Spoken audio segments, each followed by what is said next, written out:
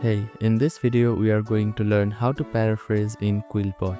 First of all, open up your preferred web browser. On the URL bar, type in quillbot.com and click on Enter. Now, click on the Paraphraser tool, which is at the left side of your screen. You can choose the paraphrasing modes from here. QuillBot provides multiple modes. Now, you need to type in your text in this field here. After that, click on Paraphrase button.